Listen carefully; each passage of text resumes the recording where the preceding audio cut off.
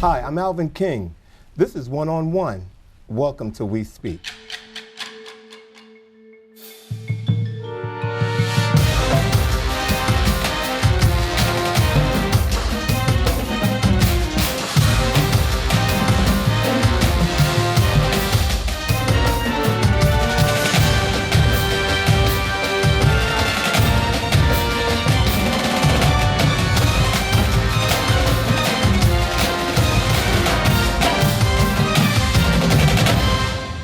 Dancing diplomat, cultural ambassador, anthropologist, celebrity mom, life coach, and minister. Ladies and gentlemen, today I have a show with someone who is just absolutely incredible. We didn't get a chance in May to do our Mother's Day series, so this is like a special gift to me. So I'm not going to further delay this. Ladies and gentlemen, please welcome to the We Speak One-on-One stage, Nana Malaya. Thank you, Nana. Thank you for being here. I'm honored to be here with you today. Wow, wow. After meeting you just the hour before the show and finding everything else about you that I didn't have a chance to read. And could possibly learn in an hour, right? No, and will learn. I am so ready to just jump right in it. You ready? Well, absolutely. Okay, so I named all of these attributes about you. Nana Malaya, describe yourself. Artist, an educator, and an activist. Okay. And from those three, of course, the arts is the most important to me because it's actually the tool from which I both teach, speak, and even minister. You know, the arts is my ministry. Well, I had a chance to look at some of your work on YouTube, and I almost got caught at my place of employment looking at your clips. And I mean, literally, you are like a ball of energy with everything you do. Sorry, I didn't mean to interrupt, but you just, I'm overwhelmed by you tonight. So. Well, I appreciate that, and I'm really grateful to have been gifted so well in terms of my talents, having the opportunity to train with some of the most illustrious people on the planet. And I started out actually as an opera singer, and a Euro-classical pianist, and a ballerina before Ailey, existed. Wow. I studied with a Russian ballet company, and at that time, dance was very segregated, not just racially, but also in terms of style and form. Yeah. So even in ballet, certain things weren't done. Things were very, very rigid. Now ballet has it's mutable between other forms. You have more loose techniques added to ballet and other things as well in terms of choreography, So working with a Russian ballet company through a summer dance program, Catherine Dunham, who's one of the most renowned African and Afro-Haitian choreographers. She's also a minister in the tradition of Vodun from Haiti, and she's also an anthropologist with a PhD. Okay. And so, now I didn't know all that when I first encountered her. I just knew of her as a dance instructor. And so she was one of the first folks to introduce me to what I would say loose techniques, the techniques of Africa and African descendants.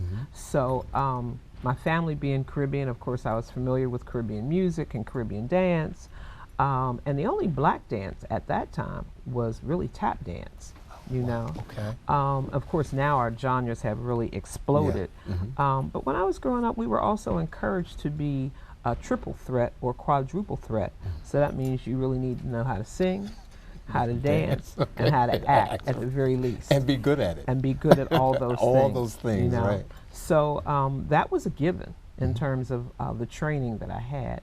And so with those things, I studied in many places with folks studying East Indian dance, and having the opportunity to study with not only folks from Russia and their folk dancing, but also folk dancing from Eastern Europe. I am a modern dancer. I like modern jazz. I love ballet. And also I have liturgical dance, which is basically the inspirational dance that's done. And you see more of that in church. Inspirational music. I had the first liturgical dance company in the United States. Wow. Well, liturgical dancing has become so popular. Absolutely. And I'm going to say the African American church. I can't say that I've gone to any other churches outside of it? Well, let me tell you, when I first started in the 70s, I had a lot of challenges trying to do that type of dance in the black church. Yeah, okay, I can see that. I The can see that. Episcopal churches, predominantly white, and other churches, Presbyterian and others, would allow dance that's interpreting a story from the Bible or an inspirational story at their church, in their churches. Black churches at the time were like, no, I don't care what the story is. You're not doing that up in here. No, you're Maybe right, in the you're right. social hall, but definitely not in front of the pulpit. You're right. I'm very glad that believe it. things have changed. Yeah. And I have a number of children, and one of my children, Zambalia, also is focusing a lot of her work on inspirational and liturgical dance. And as you said, it has become a huge genre by itself. Just about every church has a dance ministry, a music ministry, a puppet ministry, a mime ministry, and even film ministries. And film now. ministry, they really do. Now, are you directing any dance companies right now at this time? Absolutely. I have a company based here called Nubian Theater Dance and Music Company. Okay. And actually it was started before I came to DC. I'm not a native, but I've been here for a long time. A long time, ladies and gentlemen. A long time. And it was actually started by a brother by the name of Ayubu Kamal. Okay.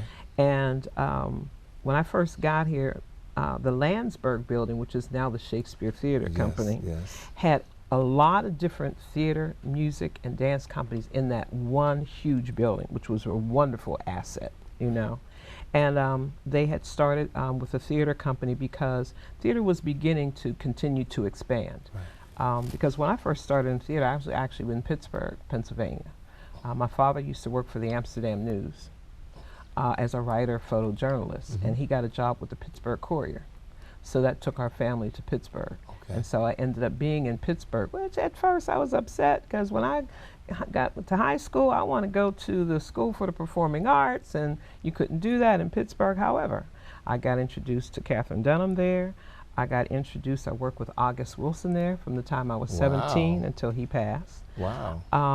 I worked with Jerry Allen there, George Benson. All those folks were in Pittsburgh at that time, including Phyllis Hyman, who I used to sing with as well. I have a designer friend who used to design for Phyllis Hyman, so I got a chance to be in her presence a lot before she passed away. So I can only imagine what that experience was like for you. Yeah, it was pretty phenomenal. And you know how life goes, and I realized the more I live, the less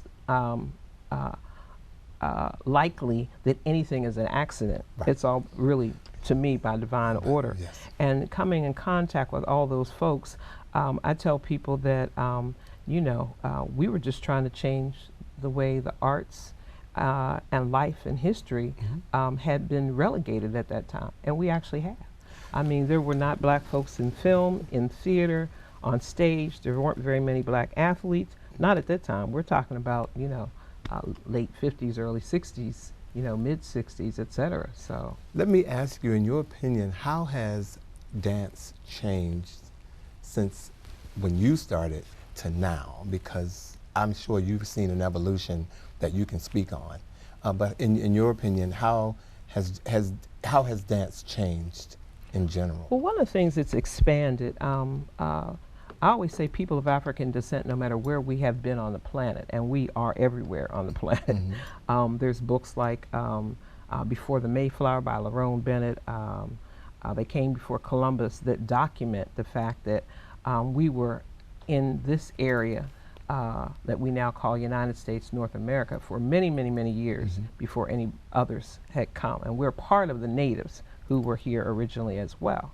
By saying that, all of the flavors around the world are really a part of what we do. Yeah. So because I got the title Dancing Diplomat, I had an invitation to go to Cuba, actually, and dance with an international circle of artists, which was artists from all over the world. So it was like the Olympics, only with the arts.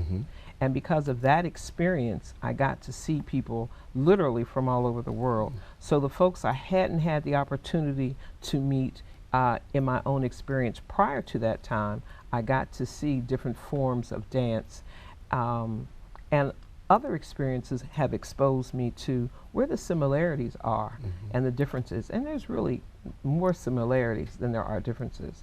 The bump is an original dance from Ghana called the Tora Tora, where the sisters used to do and move their hips going in a circle. And it was a court dance that was done for the king and queen, you know. And you know, I thought, you know, the bump, that's got to be something colloquial. That's got to be something, you know. We had the shake and the Harlem Shake, and there's a dance in Ghana where they just move all their shoulders, and it's called the bamai. And they say you got to keep moving or else the mosquitoes will get to you. But that's nothing but, you know, the shake. So there's so many things that we've done, and including some of the contemporary hip hop dances that they've done. And most folks have heard some of the history of breakdancing, everything from twirling on the ground to the other styles that actually come from an African technique, both in the Congo and also parts of West Africa, and gotten familiarized by being in Brazil, called capoeira. Capoeira is considered an African martial arts, but it was disguised as a dance so that the colonizers wouldn't know that they were actually practicing the skill to be able. And if you've seen capoeira is just break dance. You shared so much in 13 minutes about the history of dance and where dance has gone and in some way where it can go.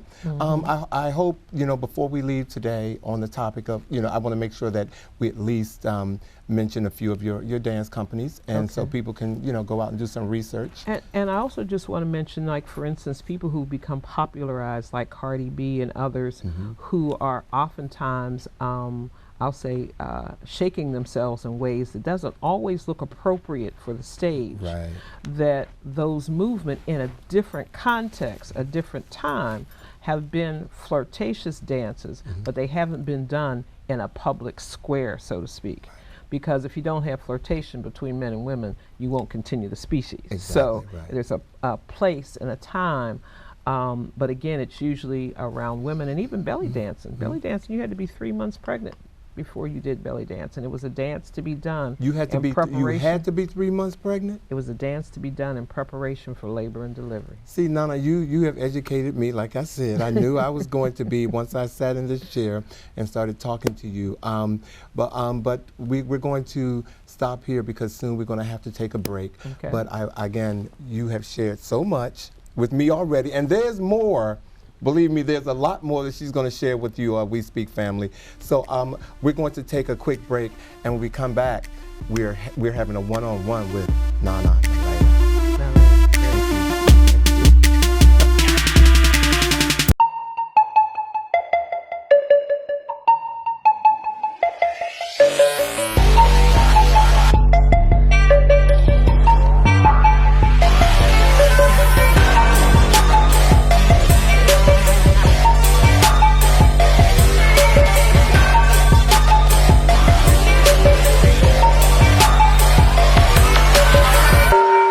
I am courageous. I am stylish. I am conscious. I am a trailblazer. I am the greatest. I'm dedicated. I am dominant.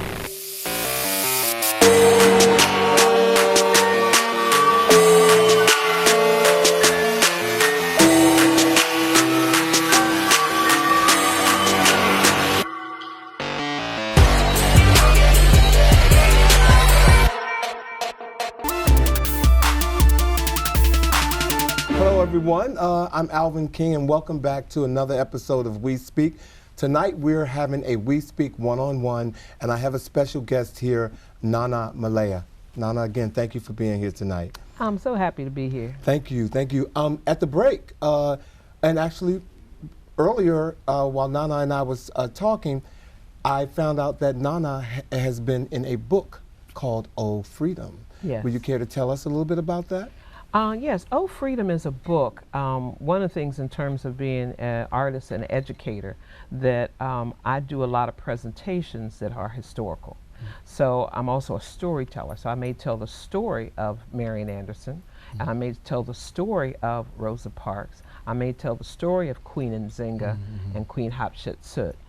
But this book was a book that was actually designed by Casey King and Linda Osborne, a friend of mine, and they wanted myself and others.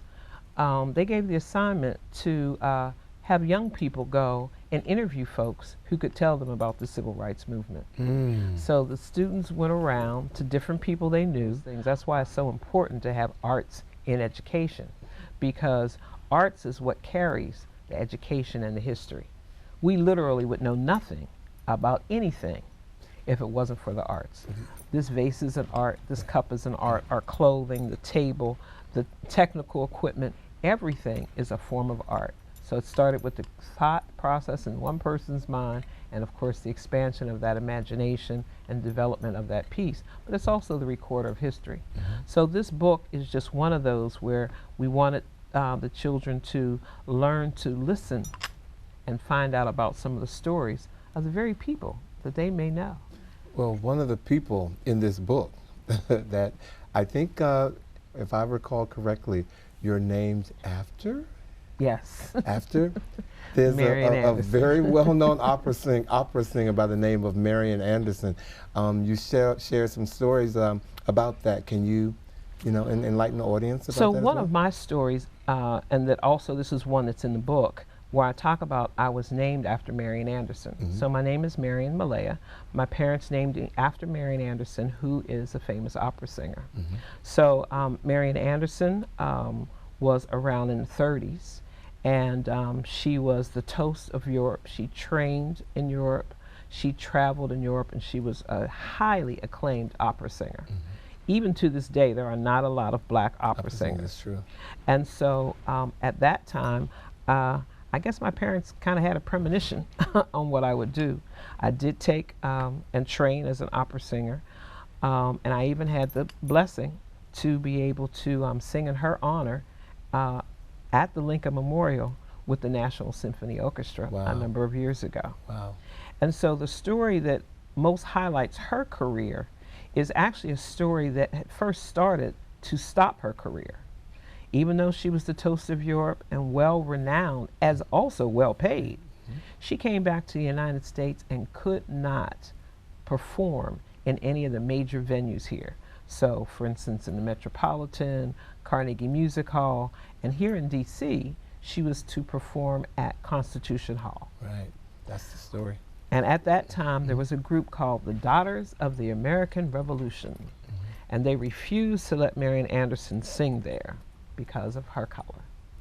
And Eleanor Roosevelt, who was the first lady at the time, she resigned from the organization, and she arranged for Marian Anderson to sing outside on the steps of the Lincoln Memorial. And for those who know the old spiritual, He's Got the Whole World in His Hands, was one of her major songs. You know, he's got the whole world in his hands, he's got the whole wide world in his hands, he's got the whole world in his hands, he's got the whole world in his hands. And that became a very popular... Ladies and gentlemen, you see? Did you see I was in a trance? Okay, thank you. Thank you, Nana. Okay. And that became a very well-known song in our community, and she was one of those that helped put it actually on the national spotlight as well. The Constitution Hall can't hold more than maybe 2,000 people, and they brought thousands of people out to the Lincoln Memorial to hear her sing.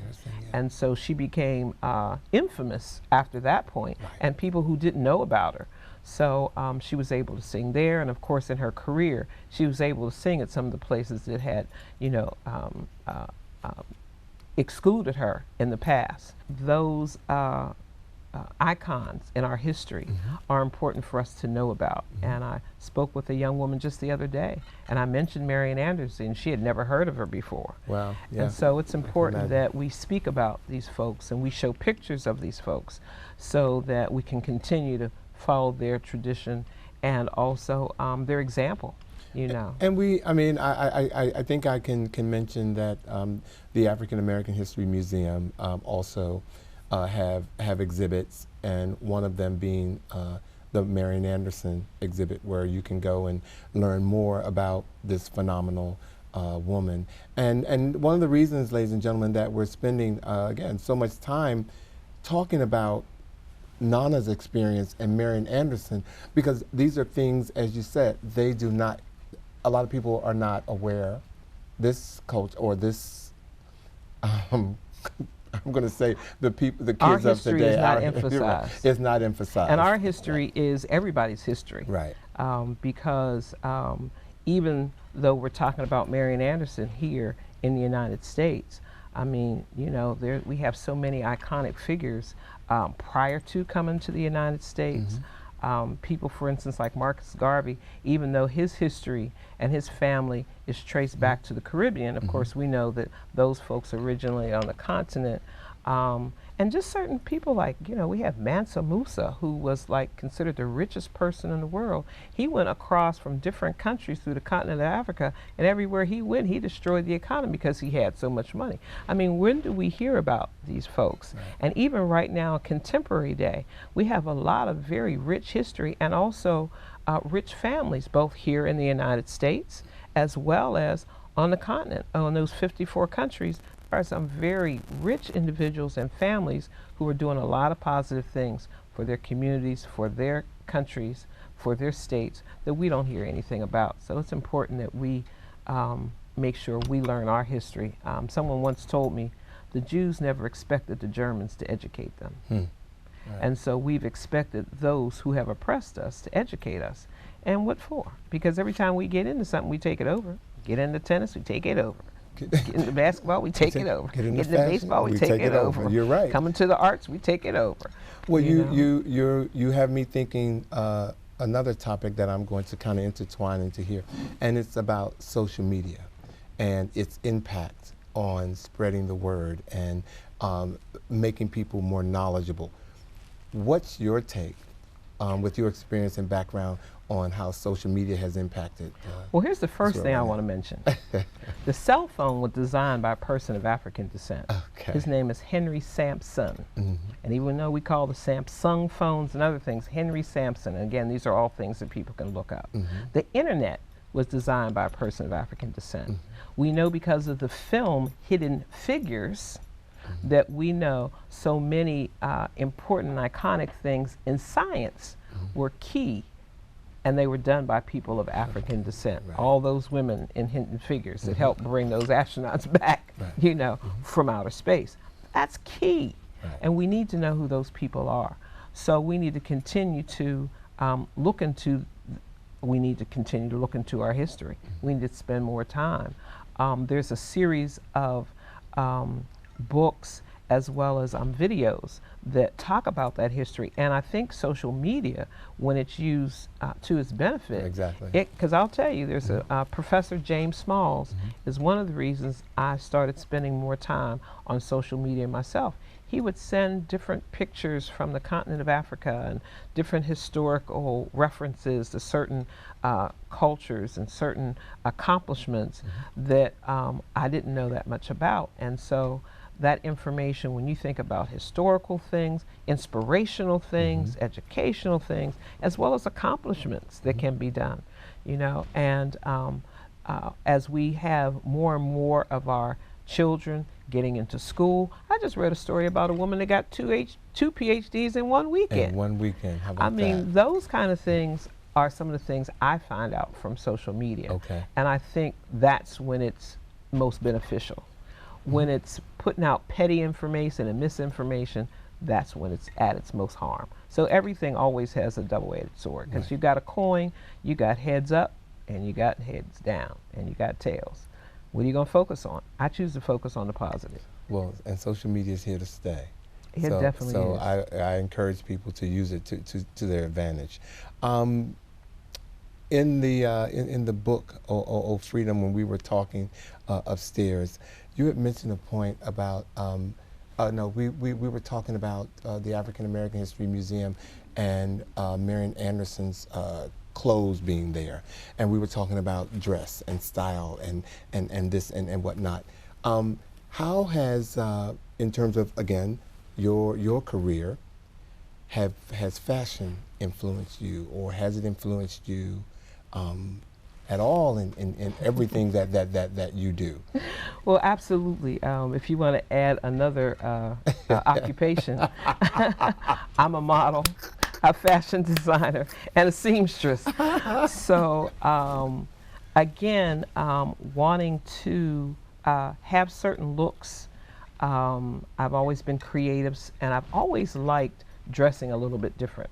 Now I have on an traditional African outfit today, but I wear a lot of different things, and they may have some African embellishments, but they might be what you would call either more creative, more artistic, or they might be even considered more westernized, you know. But even nowadays, again, with even graduation gowns, you know, they might have on the gown itself, which comes from a tradition that's related to Europe, but by the time they have on the stoles from Ghana or South Africa and some of the other embellishments, and especially designs on the top of those caps, we're talking about a lot of ingenuity and a lot of creativity. So for me, those are very important parts of my life. I still like designing my clothes. Fashion is image, and image is important. And I was raised that you always come out the door looking your best. Now, of course, I came through the time in the 70s when, you know, we had, you know, our bell-bottom jeans and, you know, our cut-off T-shirts and, you know, all those kinds of things as well. So fashion always has its trends, you know. But I think the most important one is to make sure that something is complementary to you. What is it like, or what advice would you give parents who have kids who they feel want to get into the show business industry? Well, I'd like to also respond to the fact that I'm very proud of the work that Lamont does, both artistically, and he also works in the community a lot. In fact, he's even gotten the President's Volunteer Service Award for the work that he does in the community. So I'm proud of all those aspects. He's gotten several degrees, and he's even been given an honorary doctorate. So I'm proud of those accomplishments as well. I say to folks who are interested in having their children be successful is make sure that you expose them to a lot of different things. First of all, a lot of different history, our history, so they know who they are and where they come from. Because Malcolm said we're more than an ex-slave. And at the same time, most of the inventions and most of the things that have contributed to most of our lives have been designed by persons of African descent. I talked about the cell phone, the internet, just all those things, and it's really pretty miraculous to read about those things. And also seeing what interest your child has as well. So if they have a particular interest, if it seems to be in science and medicine, if it seems to be in sports or in the arts, feed that, you know, and expose them to different aspects, and also you know, make sure you give them books about those things so they can read about the people that came before them, the people that were the iconic trailblazers in that area of different genres as well, because they really need the exposure. And then encourage them, and if they want to move forward, you know, help them in every way, you know, that you can. I have a grandson who really enjoys football. One of my children enjoyed football as well. This particular child has taken it as his passion, and he's now graduating, and he'll be getting a full ride scholarship with his football. With his football. Yeah. You know what I'm saying? And it's one of his, you know, his passion. One of his passions. So, you know, and so I'm glad he's pursuing that. You know, other folks have other areas, and so we need to definitely encourage them to follow through on their thoughts and actions, and importantly, expose them to a lot of different things, because you don't know what you're going to need in life. And even Spike Lee said this. He was glad his mother, who was an educator, and his father, who works, of course, in music and the arts, exposed him to a lot of things, a lot of different types of people. I was blessed. As a dancer, I actually pursued dancing even while I was pregnant. So I started a completely new genre of Malaya's movement for mothers that I did while I danced until I delivered all my kids. They covered me in Essence magazine, Heart and Soul, and I had people inquiring about, you know. So again, and how many kids do you have? I've carried 5 children, and I claim about 10, maybe 15. Okay. Mama Malaya. There are people that come up to me, and everybody's calling me mama. And folks are like, how many kids do you actually have? So I usually have to say, I panted and breathed that child out. And Lamont is definitely one of those that I definitely had to pant and breathe out. He's definitely one of my biological children. And you know, he showed a interest in arts very early on. He was one of those kids in kindergarten. He went to, you know, one thing that they encourage when we're younger is they encourage us to be imaginative. So you come into kindergarten, you know, they got the dress up box and they got the toys and the blocks and all the stuff you can play with. And after about second, third grade, those things start disappearing and less arts are integrated into the curriculum. So we need to have more of those things because our memory responds first to visual, second to audio, and then experiential. And when you give somebody an experience of something, they'll retain it much more. You can remember whatever teachers you had that gave you that experiential experience, that's the information you retained. And so we need to keep those things, and we need to expose our children to that type of education. And if it's not happening in your school, demand it, you know. Take it in there, honestly. Teach your own children. Take them somewhere on the weekends, in the evenings. You know, there's a lot of different events, and of course, the museum is one of those, free and open to the public. We're in the DC metropolitan area. There are just so many things that are actually, you know, available for people to see. You took me down memory lane just now. My mom has been deceased for over 35 years, and Duke Ellington School of the Performing Arts, when I was in high school, had just opened, and I wanted to go. I had done some singing and all that in elementary school, and she didn't sign the paper for me to go. So before she died, we had that discussion, and I mean, unbeknownst to me, I moved right into, you know, production and fashion and all of that. That's right. It was in me to do, but I didn't go to Duke Ellington, and I kind of was resentful for a minute that I didn't have that opportunity. But again, I talked it through with my mom, and she had a reason for not doing it. But I agree with you. You have to feed your kids, and I'm look at Lamont. You definitely have the right antidote, it appears, to do that. And you have to get them to work at their craft. So Lamont had opportunities when he was younger to be in plays and things like that I was involved in. But at some point, of course, he had to go into his own study, into his own preparation for the field that he wants to be in. And so it takes a whole lot of work. And for young people, especially seeing a lot of actors, and now that there's more of us in films, different types of films, and of course now with television on so many different streams, we're able to see each other a lot more readily in a lot of different roles. And people are talking about areas of careers that are in the arts, both in front of and behind the camera, from writing to producing. And I think those are very important for people to consider as well. And even though you might not have come through Duke Ellington, I do believe that if you have it in your destiny, it might be something that you do later on. Billy D. Williams is a visual artist now. You know, he was doing some photography as well as painting. We knew him, of course, as an actor years ago. There are other people that are emulating different aspects of their interests and careers. So we're living now a lot longer. The life expectancy is now to be about 90 years old.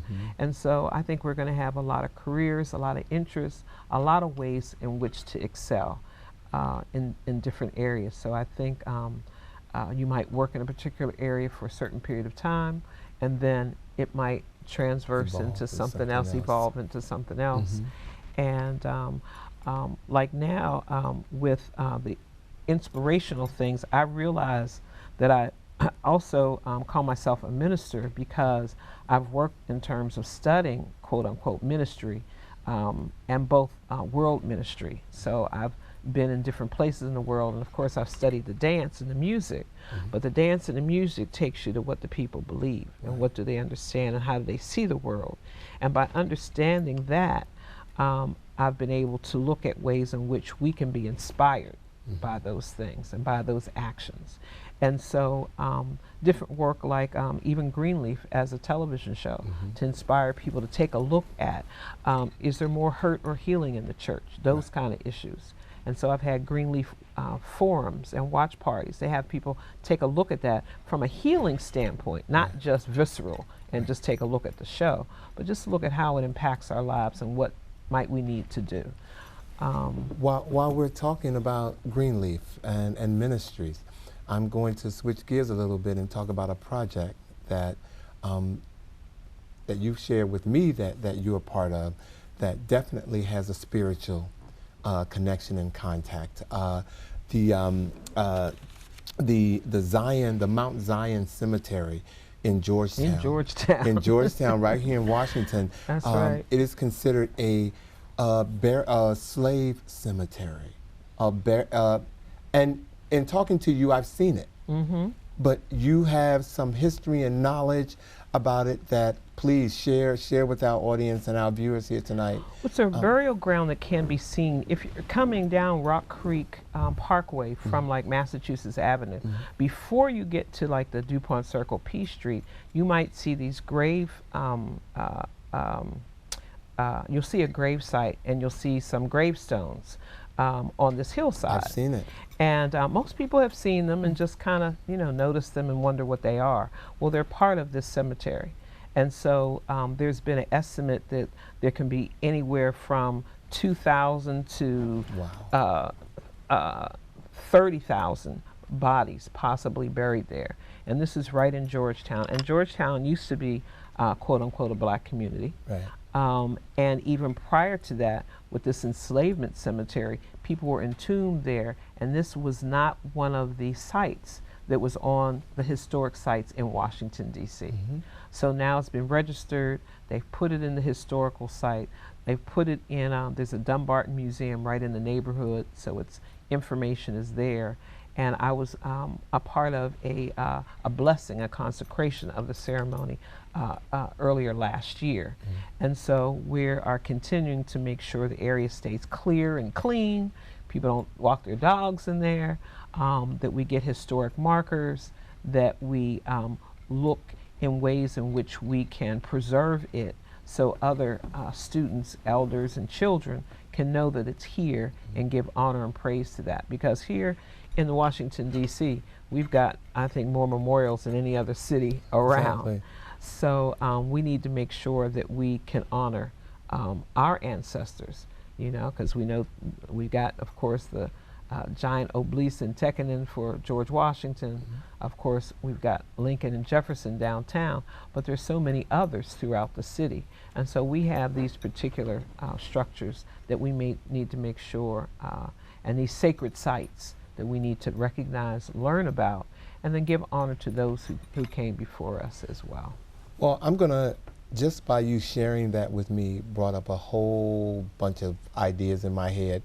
And I'm just surprised that Lonnie Bunch or someone hasn't contacted him, and maybe you have, to make him aware of this, because this is something that should be recognized in the African American History Museum. I mean, it's right there in Georgetown, and I've seen it.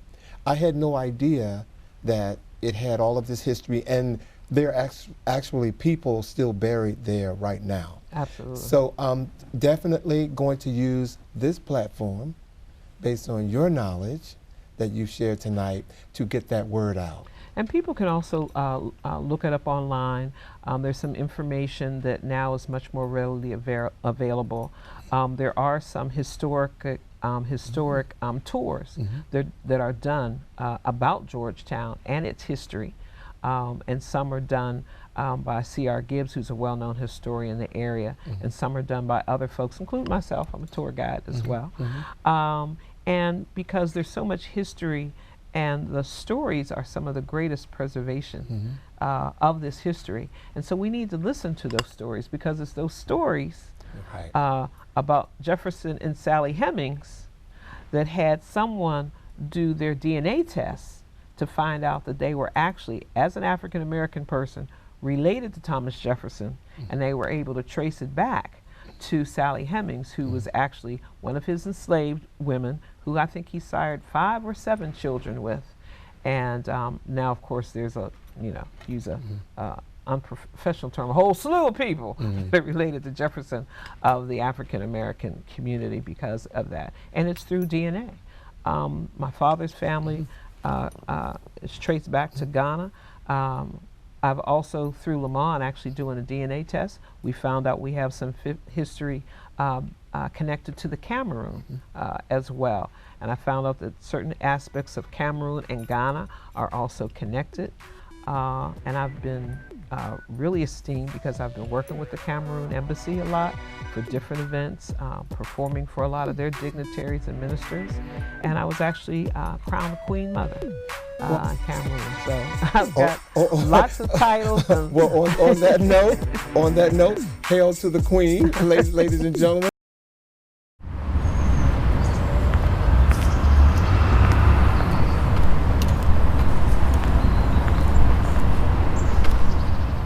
Why?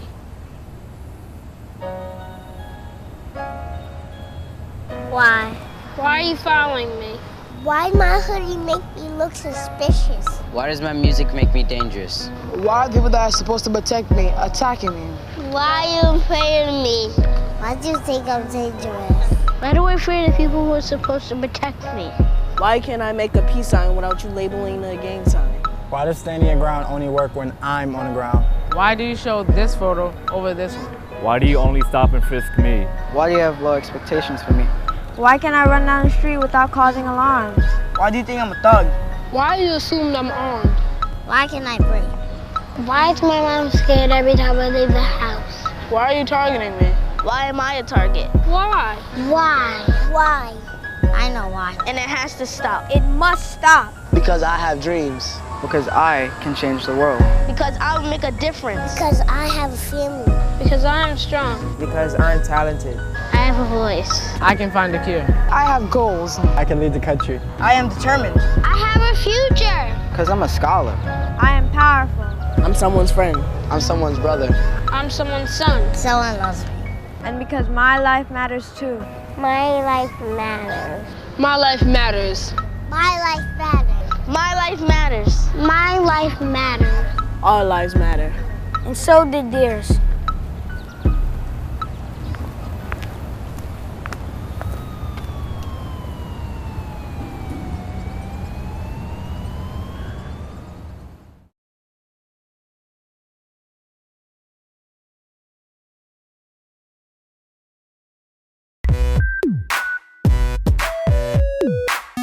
We Speak Family. We are starting a new segment tonight called What's on Your Mind. My producer thought that this was something that, actually we've been getting a lot of feedback from you guys who have been calling in and writing in on social media. So we're just gonna go ahead and jump into it. And we're gonna start with the woman of the hour, Nana Malaya. So I'm gonna put it right out there. Nana, tell us what's on your mind. Well, I have so many things that could be on my mind, but I think I'm going to keep it to three primary things, and that's one, that we remember to educate our own. Mm-hmm. Two, that art records history. Art is a great educational tool, so use it wisely. Mm-hmm. And also, art saves lives. There are so many people who have been involved in something positive and artistic that have helped them get through challenges in their life, to help them maybe write about something, read about something, dance about something, sing about something, and it's helped them to get through, you know, some of the sometimes the more difficult experiences in life, you know. So that's what I would. That's what's on your mind. Ladies and gentlemen, Nana Malaya, and that's what's on her mind. Again, we have a new segment that we're calling What's on Your Mind, and I have tonight with me Tiffany Thomas, who's going to let everyone, including me, know what's on her mind. Tiffany, what's on your mind? Well, what's on my mind at this time is politics. Internationally, nationally, and locally. I believe that in the community, we need to be more aware of what's going on politically so that we can be more actively engaged in the political process. Especially in non-presidential elections, in voting for state and local representatives, council members, mayors. Those elections also play a big role in everyday life, from things as simple as affirmative action, regulations, and homelessness and the way that the homeless are treated around the country, to big things is in terms of how property taxes are calculated and what that money is in turn used for.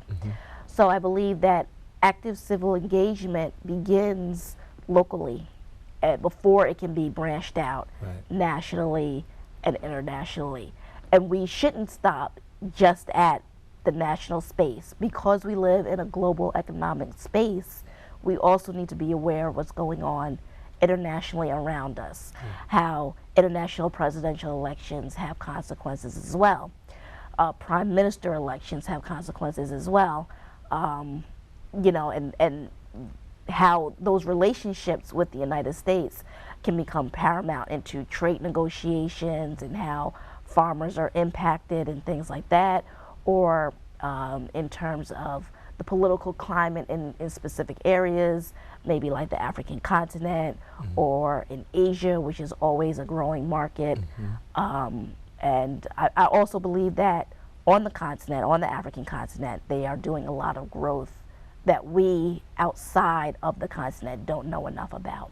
Now, I'm going to ask you a question because, well, first of all, what is the legal voting age in Washington, D.C.? Is it 18? Yes. It is 18. Okay, so I'm going to create a scenario for you.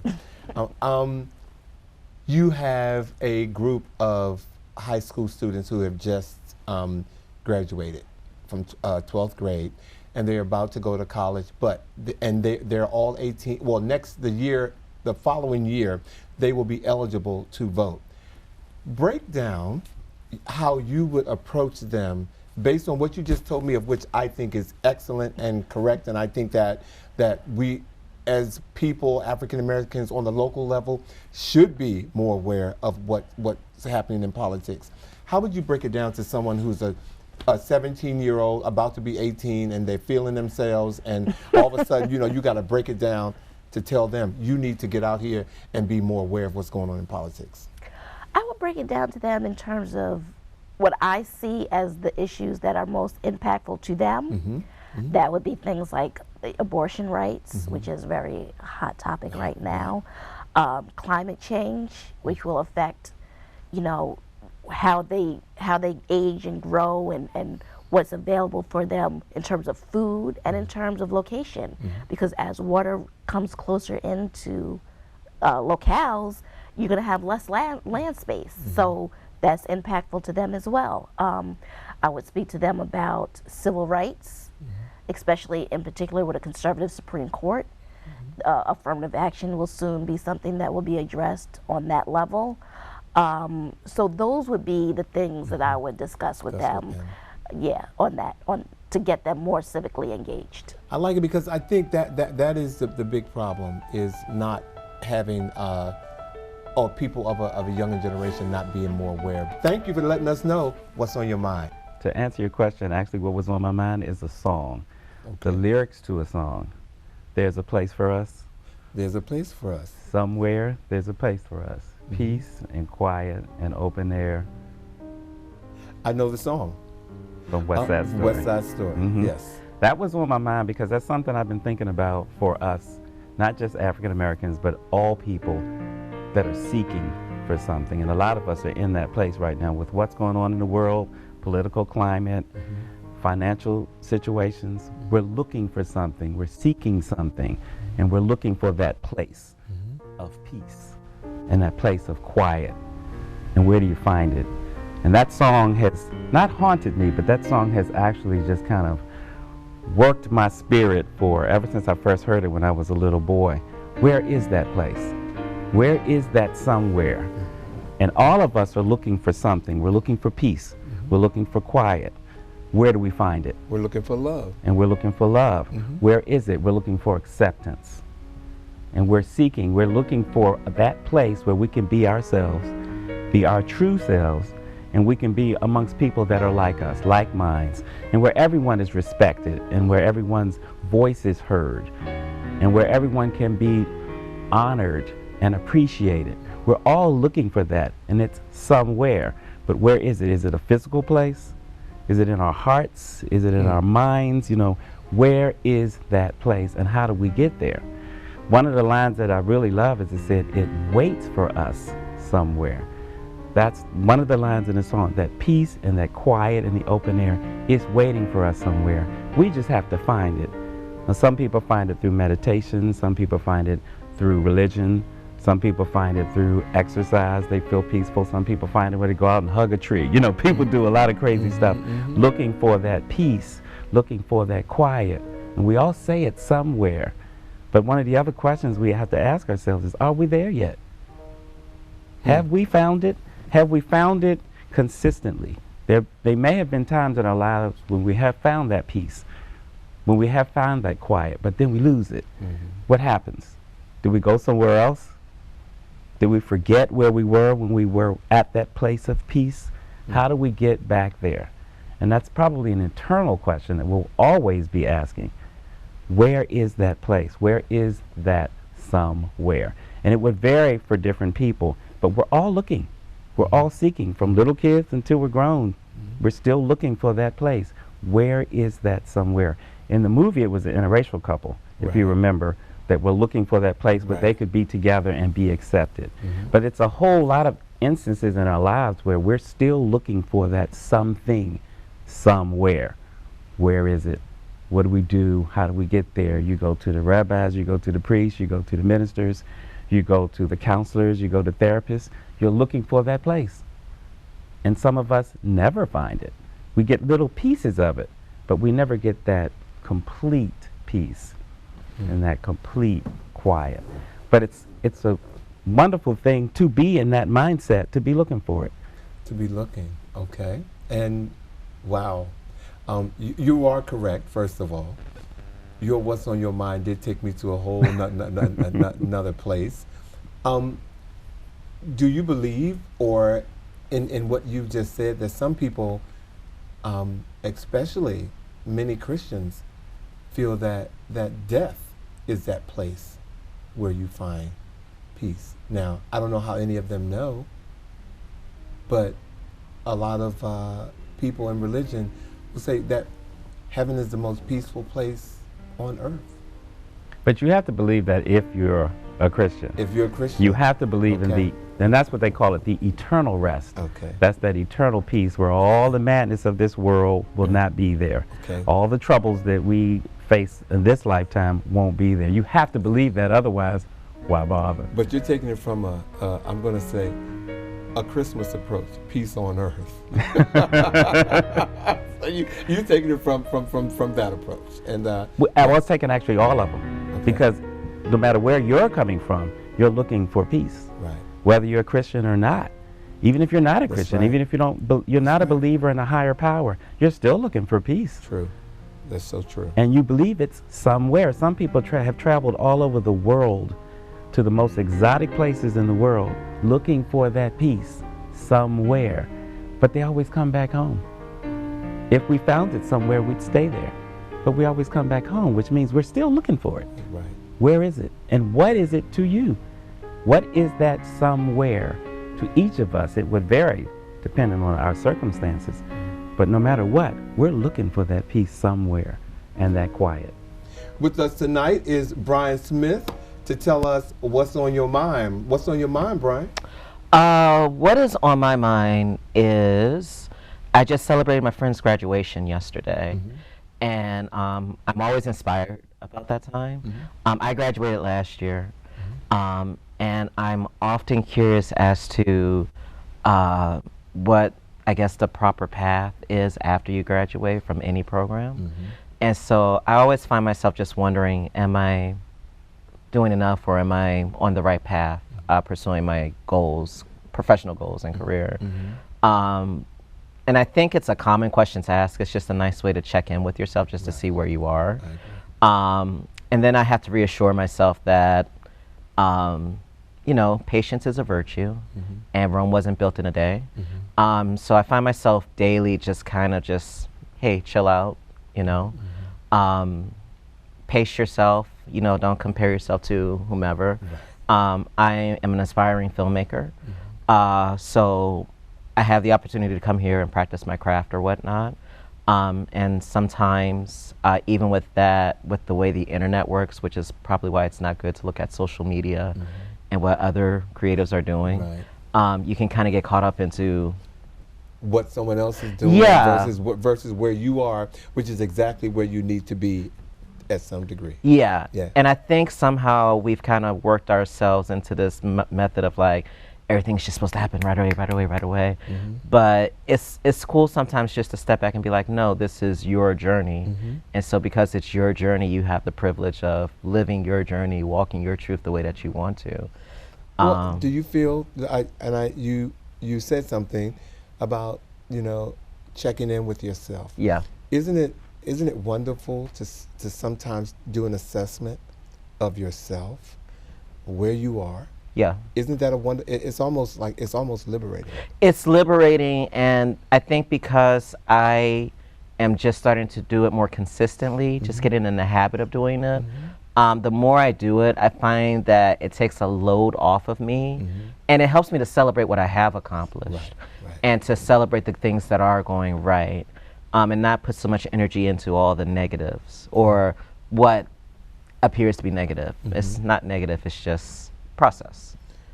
Yeah. Well, once again, you said something, celebrating yourself is key. Yes.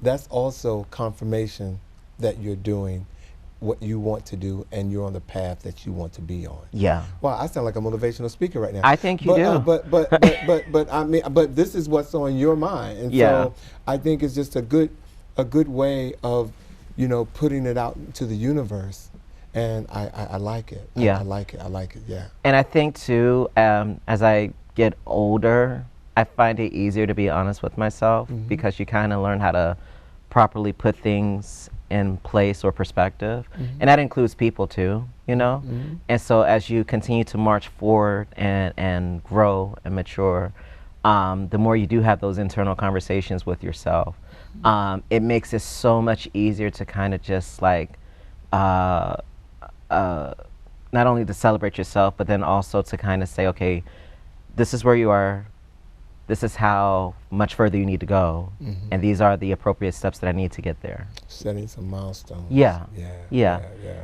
And so it's funny too, transitioning from your early 30s into the latter part of your years, because I just turned 36 this year. I don't look at it as a negative, and as I get older, I'm finding that my perspective is just broadening a little bit more and maturing as well.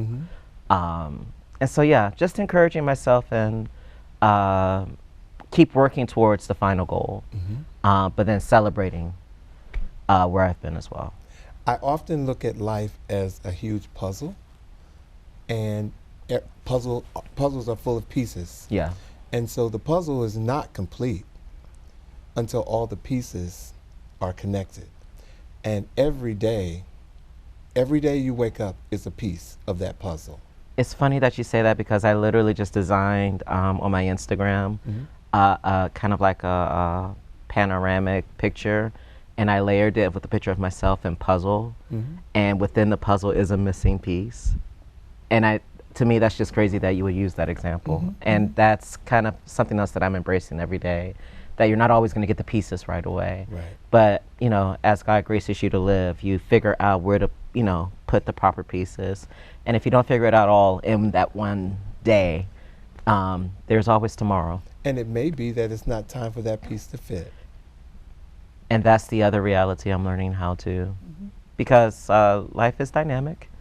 And in this microwave internet age, things are just so, and sometimes it's just beautiful just to say, okay, let life happen. Right.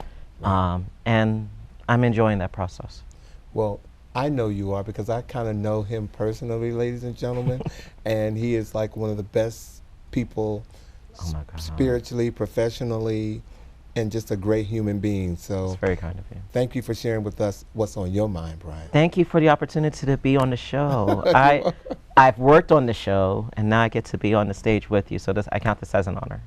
As always, we thank you for watching, and we ask that you join us again when next we speak.